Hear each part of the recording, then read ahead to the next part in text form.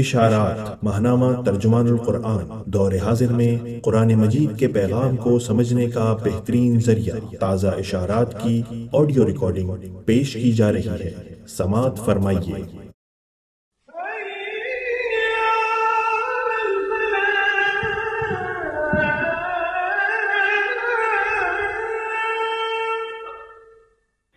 بسم اللہ الرحمن الرحیم۔ اشارات۔ موضوع یوم آزادی، پس منظر اور پیش منظر۔ تحریر پروفیسر ڈاکٹر انیس احمد۔ ماہنامہ عالمی ترجمان القرآن، اگست 2023۔ اگست کا مہینہ ہر سال پاکستان اور بیرون پاکستان پاکستانیوں میں تصور پاکستان سے وابستگی کے احساس کو تازہ اور قیام پاکستان پر اللہ تعالیٰ کے شکر اور احسان مندی کے جذبات میں اضافہ کرتا ہے۔ ہر شخص گلی کوچوں میں، شہروں میں، گاؤں میں موٹر سائیکل، سائیکل، ریڑھی، ویگن، پبلک اور پرائیویٹ ٹرانسپورٹ، ہر پاکستانی سبز ہلالی پرچم لہرانا اپنا فرض سمجھتا ہے۔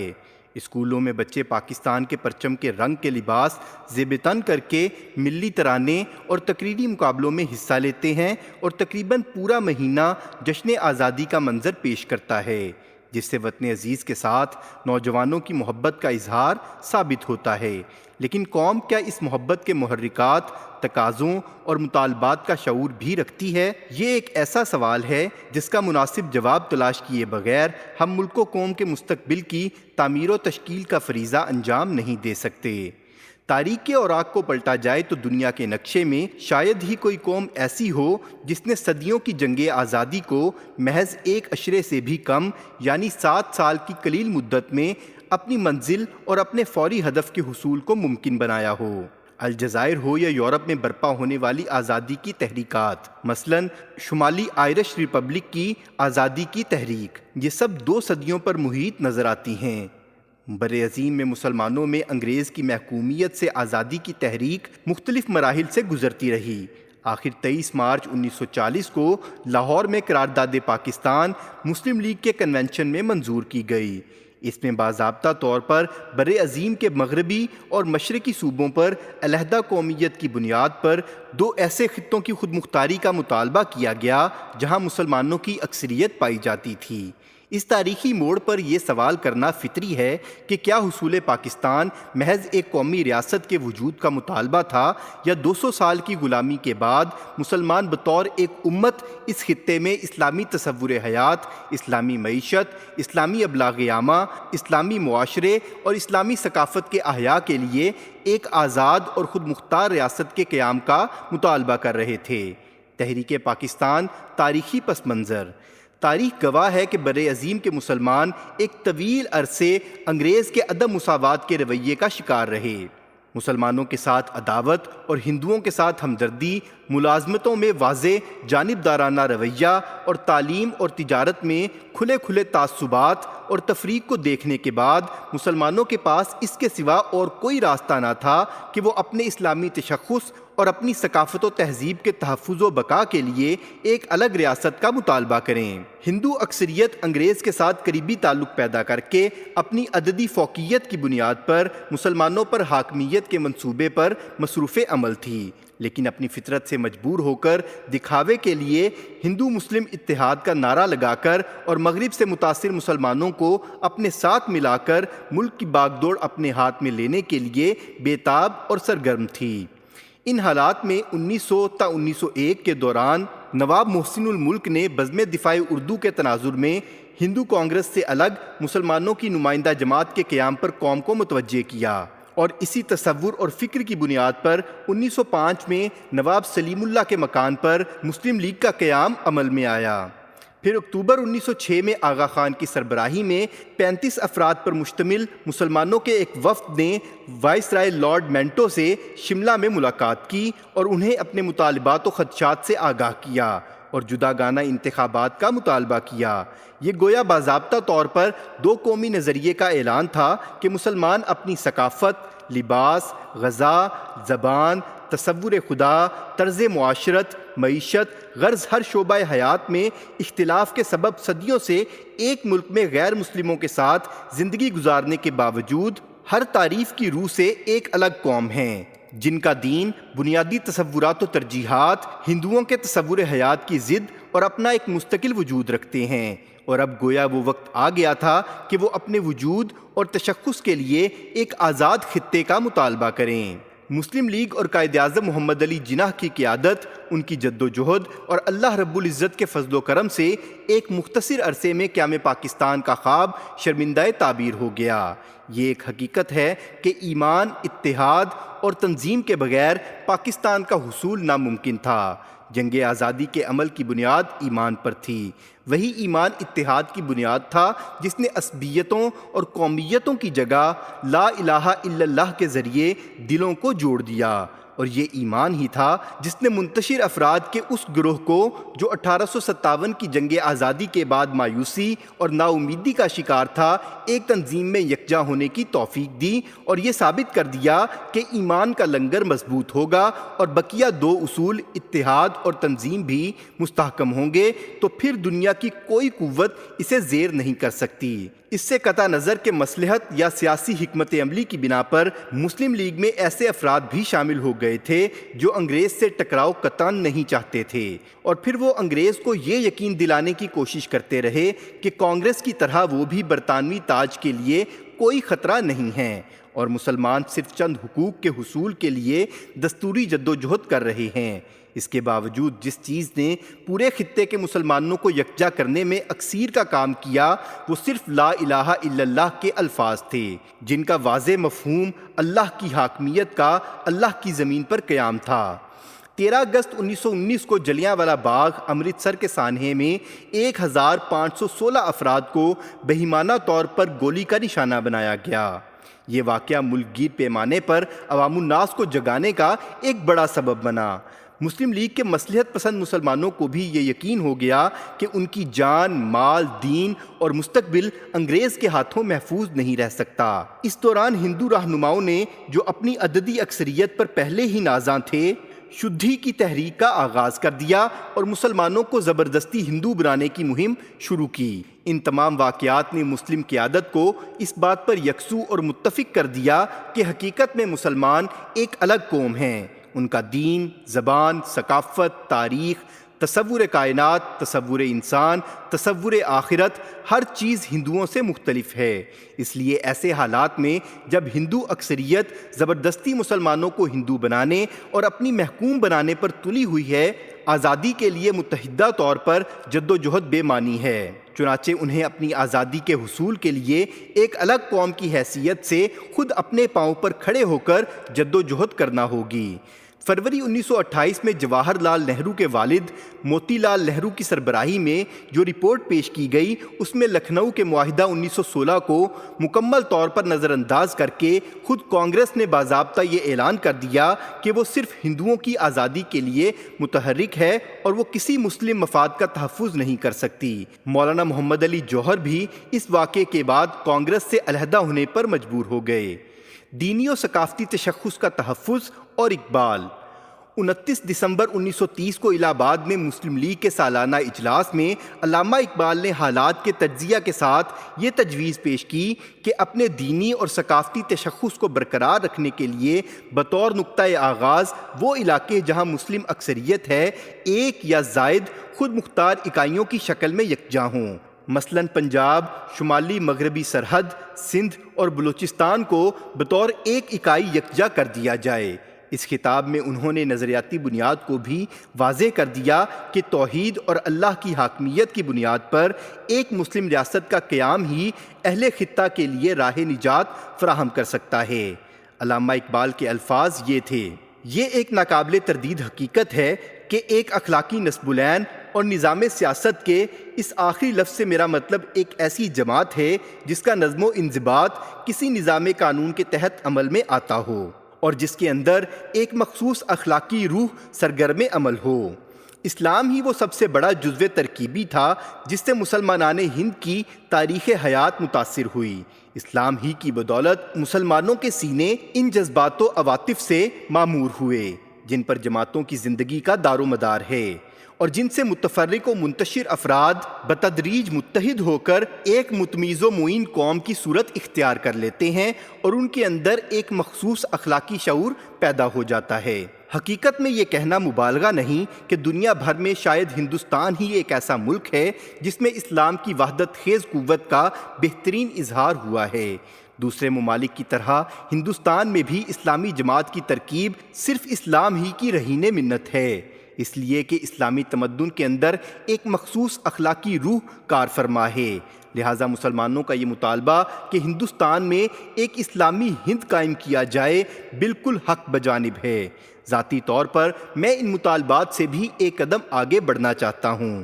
میری ذاتی طور پر خواہش ہے کہ پنجاب، صوبہ سرحد، سندھ اور بلوچستان کو ایک ہی ریاست میں ملا دیا جائے، خواہ یہ ریاست سلطنت برطانیہ کے اندر خود مختاری حاصل کرے، خواہ اس کے باہر۔ مجھے ایسا نظر آتا ہے کہ اور نہیں تو شمال مغربی ہند کے مسلمانوں کو بالآخر ایک منظم مسلم ریاست قائم کرنا پڑے گی۔ 16 اگست 1932 کو کیے جانے والے کمیونل ایوارڈ نے جداگانہ انتخاب کے اصول کو تسلیم کر کے مسلمانوں کے لیے ایک الگ قوم ہونے پر سرکاری مہر تصدیق ثبت کر دی۔ برطانوی سامراج اس بات سے اچھی طرح آگاہ ہو چکا تھا کہ استعماری چراغ کی لو بجھنے والی ہے، اس لیے اس نے اپنی روایتی مسلم دشمنی کی بنا پر ایسے فیصلے کیے جن کا نقصان مسلمانوں کو ہوا اور جنہیں مسلمان مجبوراً ماننے پر آمادہ ہوئے۔ مثلاً 1935 کے ایکٹ میں فیڈرل، پروونشل اور کانکرنٹ کی تقسیم، جس میں فیڈرل فہرست اور صوبائی فہرست میں بعض اختیارات دینے کے باوجود اسے ایک ملغوبہ بنایا گیا۔ اس قانون کو قائد اعظم نے ناقابل قبول قرار دیا، لیکن تیزی سے بدلتے ہوئے حالات کے تناظر میں مسلم لیگ کو ٹکراؤ کی جگہ مفاہمت کا راستہ اختیار کرنا پڑا۔ 1935 کے ایکٹ کی روشنی میں ہونے والے انتخابات کے بعد 1937 تا 1939 میں کانگریس کی حکومت نے مسلمانوں کی آنکھیں کھول دیں۔ ابھی مکمل آزادی نہیں ملی تھی، لیکن کانگریس نے اپنے ماتحت مقامات پر نظام تعلیم اور نصابی کتب کو ودیا مندر منصوبہ کے تحت تبدیل کر دیا اور طلبہ کے لیے ہر صبح وندے ماترم کا ترانہ گانا لازمی قرار دیا۔ دسمبر 1938 میں مسلم لیگ کے پٹنہ سیشن میں اس ترانے کو شدت کے ساتھ رد کیا گیا اور اسے بت پرستی اور مسلم دشمنی کی واضح مثال قرار دیا گیا۔ اس تناظر میں علامہ اقبال کا 28 مئی 1937 کا خط اہم رہنمائی فراہم کرتا ہے۔ وہ قائد اعظم سے یہ سوال کرتے ہیں کہ مسلمانوں کے 200 سالہ زوال اور ہندو کی مہاجن کی حیثیت سے مسلمانوں کے معاشی استحصال کے بعد اب نجات کی راہ کیا ہوگی؟ پھر خود جواب دیتے ہیں، روٹی کا مسئلہ روز بروز شدید تر ہوتا چلا جا رہا ہے۔ مسلمان محسوس کر رہے ہیں کہ گزشتہ 200 سال سے ان کی حالت مسلسل گرتی چلی جا رہی ہے۔ مسلمان سمجھتے ہیں کہ ان کے افلاس کی ذمہ داری ہندو ساہوکار و سرمایہ داری پر عائد ہوتی ہے، لیکن یہ احساس کہ ان کے افلاس میں غیر ملکی حکومت بھی برابر کی ذمہ دار ہے، اگرچہ ابھی قوی نہیں ہوا، لیکن یہ نظریہ بھی پوری قوت و شدت حاصل کر کے رہے گا۔ جواہر لال نہرو کی منکر خدا اشتراکیت مسلمانوں میں کوئی تاثر پیدا نہ کر سکے گی، لہٰذا سوال پیدا ہوتا ہے کہ مسلمانوں کو افلاس سے کیوں کر نجات دلائی جا سکتی ہے؟ لیگ کا مستقبل اس امر پر موقوف ہے کہ وہ مسلمانوں کو افلاس سے نجات دلانے کے لیے کیا کوششیں کرتی ہے۔ اگر لیگ کی طرف سے مسلمانوں کو افلاس کی مصیبت سے نجات دلانے کی کوشش نہ کی گئی تو مسلمان عوام پہلے کی طرح اب بھی لیگ سے بے تعلق رہیں گے۔ خوش قسمتی سے اسلامی قانون کے نفاذ میں اس مسئلہ کا حل موجود ہے اور فقہ اسلامی کا مطالعہ مقتضیات حاضرہ کے پیش نظر دوسرے مسائل کا حل بھی پیش کر سکتا ہے۔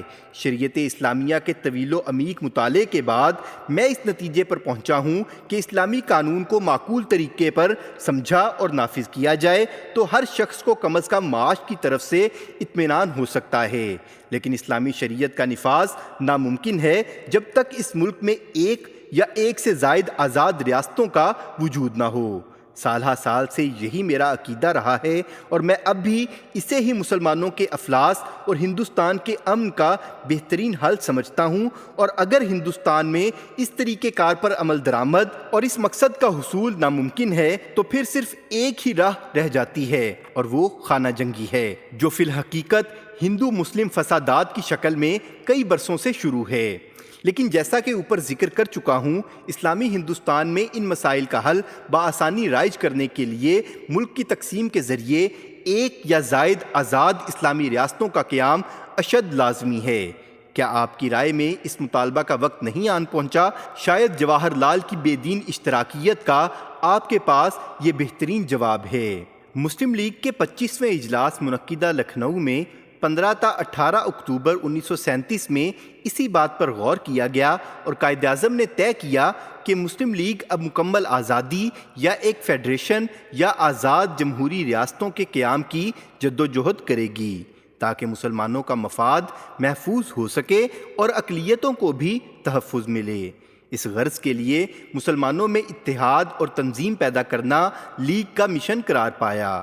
اس جدوجہد کا منطقی نتیجہ 23 مارچ 1940 کو لاہور میں منظور ہونے والی قرارداد میں ان الفاظ میں ظاہر ہوا۔ آل انڈیا مسلم لیگ کا یہ اجلاس نہایت غور و خوض کے بعد اس ملک میں مسلمانوں کے لیے صرف ایسے آئین کو قابل عمل اور قابل قبول قرار دیتا ہے جو جغرافیائی اعتبار سے باہم متصل خطوں کی صورت میں حد بندی کا عامل ہو اور بوقت ضرورت ان میں اس طرح رد و بدل ممکن ہو کہ جہاں جہاں مسلمانوں کی اکثریت با اعتبار تعداد موجود ہو، جیسا کہ ہندوستان کے شمال مغربی اور مشرقی علاقے میں، انہیں آزاد ریاستوں کی صورت میں یکجا کر دیا جائے اور ان میں شامل ہونے والی وحدتیں خود مختار اور حاکمیت کی حامل ہوں۔ یہ وہ تاریخی موقع تھا جب مسلم لیگ نے یکسو ہو کر منزل کے حصول کے لیے ساری قوت صرف کرنا شروع کی۔ قائد اعظم کے فولادی اعصاب نے ہر لمحہ بدلتے حالات کی صورتحال میں اللہ پر اعتماد کے ساتھ مستقل مزاجی سے جنگ آزادی کی کامیاب قیادت کی۔ اس جدوجہد کا مقصد، جیسا کہ علامہ اقبال کے خط بنامِ قائد سے واضح ہوتا ہے، نئے خطہ پاک میں اسلامی شریعت کا نفاذ تھا۔ یہ ایک عجیب سانحہ ہے کہ علامہ اقبال اور قائد کے واضح تصور پاکستان کے باوجود پاکستان کے نام نہاد روشن خیال اور اباحیت پسند دانشوروں نے پاکستان کے قیام کے فوراً بعد تصور پاکستان کے حوالے سے ہندو کانگریس کے سیکولر ریاست کے تصور کو قائد کے تصور کے طور پر تکرار کے ساتھ پیش کیا اور دو قومی نظریہ کی جگہ سیکولر ریاست کے تصور کو عام کرنے میں اپنی تمام ذہانت استعمال کرتے ہوئے ابہام در ابہام پیدا کرنے میں اپنی تمام کوششیں صرف کر دیں۔ صحافت، نوکرشاہی اور دیگر ملکی اداروں میں جو افراد ذمہ دار بنے، ان میں سے کسی کو علامہ اور قائد کے تصور پاکستان سے کوئی دلچسپی نہ تھی، اس لیے انہیں پہاڑ کھودنے کے بعد لے دے کر ایک تقریر ایسی ملی جس کو اپنی فکر کے مطابق معنی پہنا کر اس کی جو تعبیر وہ کرنا چاہتے تھے، اس تعبیر کو قائد سے منسوب کر کے اس کا اتنا ڈھنڈورا پیٹا گیا کہ لوگ اسے سچ مان لیں۔ لیکن حق و باطل کی اس کشمکش میں حق ہی کو غالب آنا تھا۔ اس تناظر میں علامہ اقبال اور قائد اعظم کا تصور پاکستان کیا تھا، اسے انہی کے الفاظ میں جان کر ایک قاری صحیح فیصلہ کر سکتا ہے۔ قائد اعظم کا ویژن 1 فروری 1943 کو قیام پاکستان سے بہت پہلے ہاسٹل پارلیمنٹ اسماعیل یوسف کالج بمبئی میں خطاب کرتے ہوئے قائد اعظم فرماتے ہیں، پاکستان میں ریاست اسلامی اصولوں کے مطابق چلائی جائے گی، اس کی ثقافت، سیاسی اور معاشی تشکیل اسلامی اصولوں پر مبنی ہوگی۔ غیر مسلم اس امر سے خائف نہ ہوں کیونکہ ان کے ساتھ مکمل عادلانہ رویہ رکھا جائے گا، ان کے ثقافتی، مذہبی، سیاسی، معاشی حقوق کا مکمل تحفظ ہوگا۔ حقیقت واقعہ یہ ہے کہ انہیں موجودہ نام نہاد جمہوری پارلیمنٹری طرز حکومت سے زیادہ تحفظات حاصل ہوں گے۔ لاہور میں ہونے والی یونیورسٹی ریلی سے حصول آزادی کے بعد خطاب کرتے ہوئے فرماتے ہیں، ہم نے اپنی منزل مقصود آزادی پالی ہے اور ایک آزاد، خود مختار اور دنیا کی 5ویں بڑی مملکت قائم ہو چکی ہے۔ اس بر عظیم میں رونما ہونے والے حالیہ اندوہناک واقعات سے یہ بات بالکل واضح ہو جاتی ہے کہ کوئی قوم ابتلا اور ایثار کے بغیر آزادی حاصل نہیں کر سکتی۔ کچھ لوگوں کی غداری اور سازشوں سے اس بر عظیم میں بدنظمی اور افراتفری کی قوتوں کو بے لگام چھوڑ دیا گیا، جس کی وجہ سے لاکھوں اموات واقع ہوئیں، بہت وسیع پیمانے پر املاک کی تباہی اور بربادی ہوئی اور لاکھوں انسانوں کو اپنے گھر بار اور اپنی محبوب اشیاء سے جدا کر کے اذیت اور مصائب میں مبتلا کر دیا گیا۔ ہم ایک نہایت گہری اور خوب سوچی سمجھی سازش کا شکار ہوئے جس کا ارتکاب کرتے ہوئے دیانتداری، شجاعت اور وقار کے بنیادی اصولوں کا بھی مطلق لحاظ نہیں کیا گیا۔ ہم اس تائید غیبی کے لیے سراپا شکر گزار ہیں کہ اس نے طاغوتی قوتوں کا مقابلہ کرنے کے لیے ہمیں بہت حوصلہ اور ایمان کی قوت عطا کی۔ اگر ہم قرآن کریم سے ہدایت حاصل کرتے رہے تو حتمی فتح میں پھر کہتا ہوں ہماری ہوگی۔ کام کی زیادتی سے میں کہتا ہوں گھبرائیے نہیں۔ نئی اقوام کی تاریخ میں کئی مثالیں ملتی ہیں جنہوں نے محض عزم اور کردار کی قوت کے بل پر اپنی تعمیر کی۔ آپ کی تخلیق ایک جوہر آبدار سے ہوئی ہے اور آپ کسی سے کم نہیں ہیں۔ اوروں کی طرح اور خود اپنے آباء و اجداد کی طرح آپ بھی کیوں کامیاب نہیں ہوں گے؟ آپ کو صرف اپنے اندر مجاہدانہ جذبہ کو پروان چڑھانا ہوگا۔ آپ ایسی قوم ہیں جس کی تاریخ قابل، صلاحیت کے حامل کرداروں اور بلند حوصلہ اشخاص سے بھری پڑی ہے۔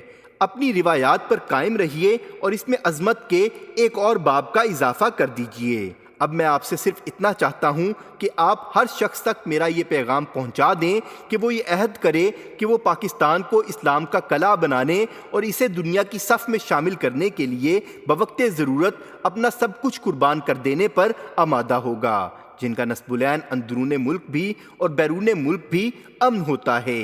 اسی بات کو قائد اعظم محمد علی جناح نے فروری 1948 میں امریکی عوام کے نام ریڈیائی پیغام میں کہا، اور یاد رہے کہ یہ بیان بھی اس نام نہاد 11 اگست 1947 والی تقریر کے بعد کا ہے، جسے جان بوجھ کر بار بار اس طرح پیش کیا جاتا ہے گویا 11 اگست کی تقریر ہی ان کی وصیت تھی۔ قائد اعظم امریکی عوام سے ریڈیو پر خطاب کرتے ہوئے کہتے ہیں کہ میرے لیے یہ امر انتہائی مسرت کا باعث ہے کہ میں اہلیان ریاست ہائے متحدہ امریکہ سے پاکستان، اس کی حکومت، اس کے افراد اور اس کے وسائل کے بارے میں اس نشریے کے ذریعے گفتگو کر رہا ہوں۔ یہ مملکت جو کسی حد تک بر عظیم کے 10 کروڑ مسلمانوں کے حسین خواب کی تعبیر ہے، 14 اگست 1947 کو مارز وجود میں آئی۔ پاکستان سب سے بڑی اسلامی مملکت، پریمیئر اسلامک اسٹیٹ اور دنیا کا 5واں بڑا ملک ہے۔ مجلس دستور ساز پاکستان کو ابھی پاکستان کے لیے دستور مرتب کرنا ہے۔ مجھے اس بات کا علم تو نہیں کہ دستور کی حتمی شکل کیا ہوگی، لیکن مجھے اس امر کا یقین ہے کہ یہ جمہوری نوعیت کا ہوگا جس میں اسلام کے لازمی اصول شامل ہوں گے۔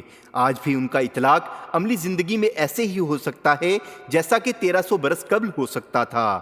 اسلام نے ہر شخص کے ساتھ عدل اور انصاف کی تعلیم دی ہے۔ ہم ان شاندار روایات کے وارث ہیں اور پاکستان کے آئندہ دستور کے مرتبین کی حیثیت سے ہم اپنی ذمہ داریوں اور فرائض سے باخبر ہیں۔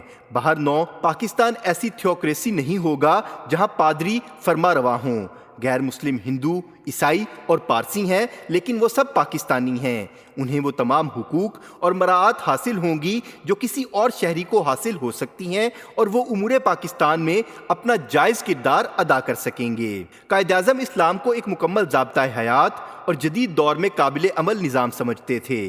25 جنوری 1948 کو کراچی بار ایسوسی ایشن سے خطاب میں فرماتے ہیں، وہ یہ سمجھنے سے قاصر ہیں کہ لوگوں کا ایک طبقہ جو دانستہ طور پر شرارت کرنا چاہتا ہے، یہ پروپیگنڈا کر رہا ہے کہ پاکستان کے دستور کی اساس شریعت پر استوار نہیں کی جائے گی۔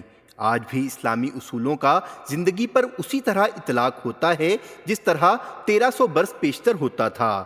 جب ہم اسلام کی بات کرتے ہیں تو بلا شبہ بہت سے لوگ ایسے ہیں جو اس بات کو بالکل نہیں سراہتے۔ اسلام نہ صرف رسم و رواج، روایات اور روحانی نظریات کا مجموعہ ہے، بلکہ اسلام ہر مسلمان کے لیے ایک ضابطہ بھی ہے جو اس کی حیات اور اس کے رویے بلکہ اس کی سیاست و اقتصادیات وغیرہ پر محیط ہے۔ یہ وقار، دیانت، انصاف اور سب کے لیے عدل کے اعلیٰ ترین اصولوں پر مبنی ہے۔ قائد کی 1943 یعنی قیام پاکستان سے قبل اور 1948 میں اس تقریر کے بعد جس میں انہوں نے وہ بات نہیں کہی جو ان کے شارح اپنی تعبیرات میں بیان کرتے ہیں، ان تمام تقاریر کو جو بے ساختہ نہیں بلکہ تحریری شکل میں لکھنے کے بعد کی گئی تھیں، سامنے رکھ کر دیکھا جائے تو ان کے تسلسل، فکر اور موقف کی یگانگت اور یکسوئی میں ذرہ برابر فرق نظر نہیں آتا۔ جس طرح 1943 میں وہ پاکستان کو بطور اسلامی ریاست دیکھنا چاہتے تھے، بالکل اسی طرح 25 جنوری 1948 کو کراچی بار سے خطاب، 14 فروری 1948 کو سبی دربار سے خطاب، فروری 1948 کو امریکی عوام سے خطاب، 21 فروری 1948 کو 21 ریجمنٹ کراچی سے خطاب، 1 جولائی 1948 کو اسٹیٹ بینک سے خطاب میں وہ ریاست کے اسلامی خد و خال کو اسلام کے سیاسی اور معاشی نظام پر مبنی قرار دیتے ہیں۔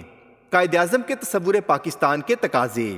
قائد اعظم کے ارشادات کی روشنی میں خود قائد کی حیات اور سربراہی میں دستور ساز اسمبلی میں ایک شعبہ مولانا سید سلمان ندوی کی صدارت میں قائم کر دیا گیا تھا، جو اسلامی اصولوں کی روشنی میں دستور کے حوالے سے اسمبلی کی رہنمائی کر کے دستوری سفارشات مرتب کرے۔ اسی طرح لاہور میں علامہ محمد اسد کی سربراہی میں ایک ادارہ پاکستان کی تعمیر نو کے نام سے قائم کیا گیا، اور قائد کی حیات میں انہیں یہ کام سپرد کیا گیا کہ وہ پاکستان کے لیے دستور کے خد و خال پر دستاویز تیار کریں۔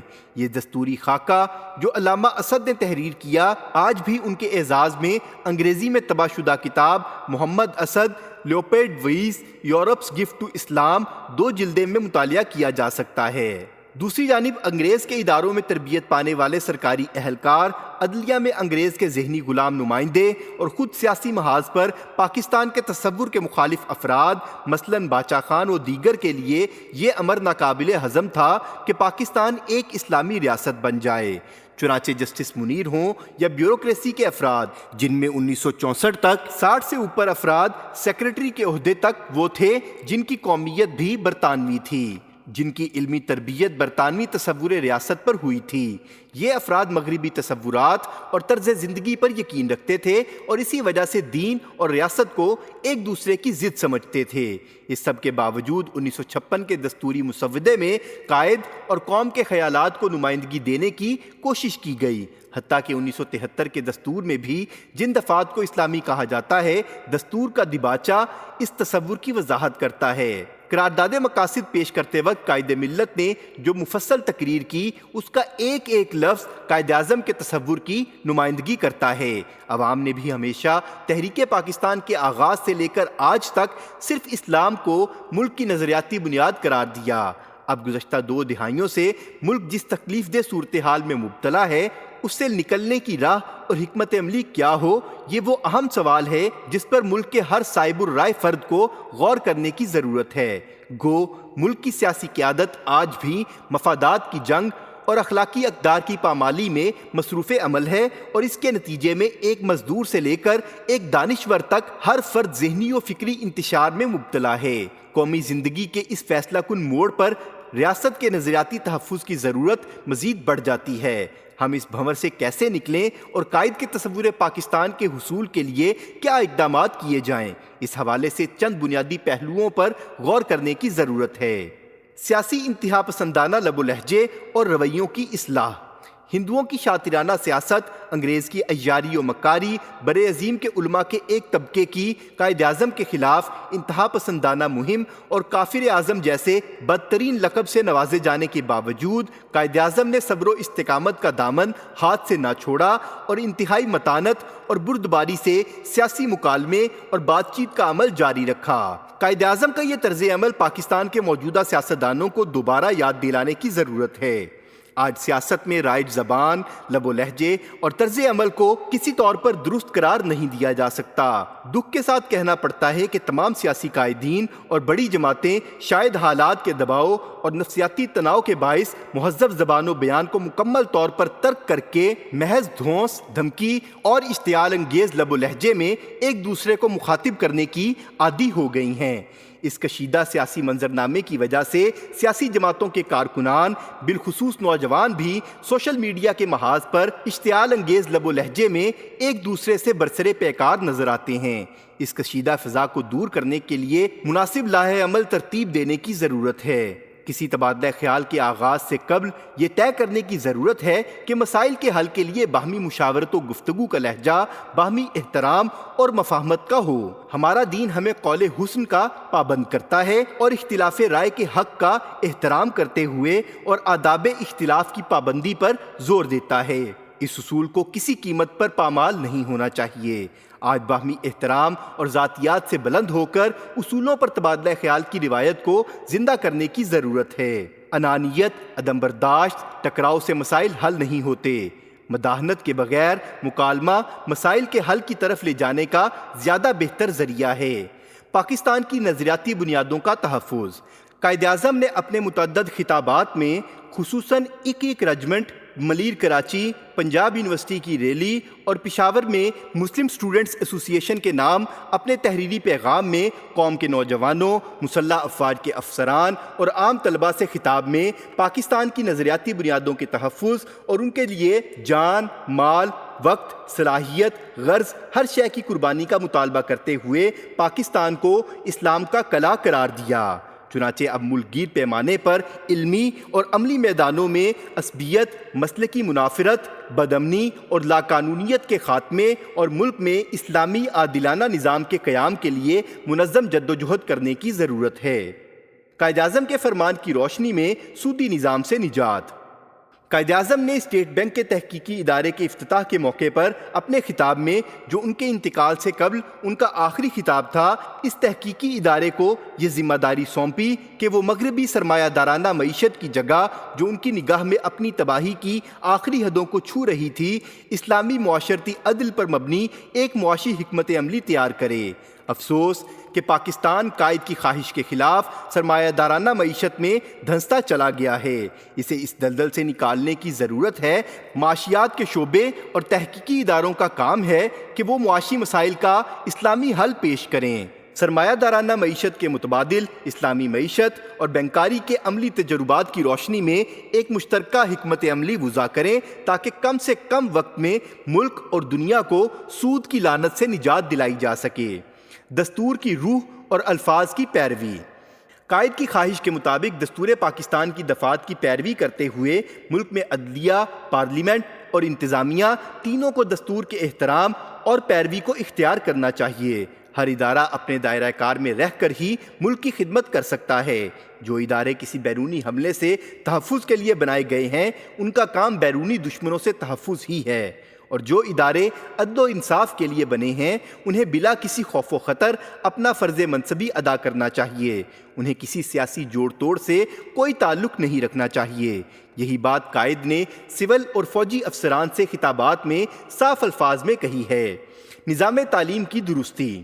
قائد ملک میں اعلیٰ اقدار پر مبنی نظام تعلیم و ابلاغ عامہ کا فروغ چاہتے تھے۔ مقتدر اداروں اور عوام دونوں کی ذمہ داری ہے کہ وہ ملک سے فحاشی، عریانی، لادینیت، انانیت پسندی، انفرادیت اور مفاد پرستی کی جگہ اسلام کے عالمگیر اصولوں کو اداراتی بنیادوں پر رواج دیں تاکہ آئندہ نسلیں قائد اور اقبال کے خواب کی تعبیر پیش کر سکیں۔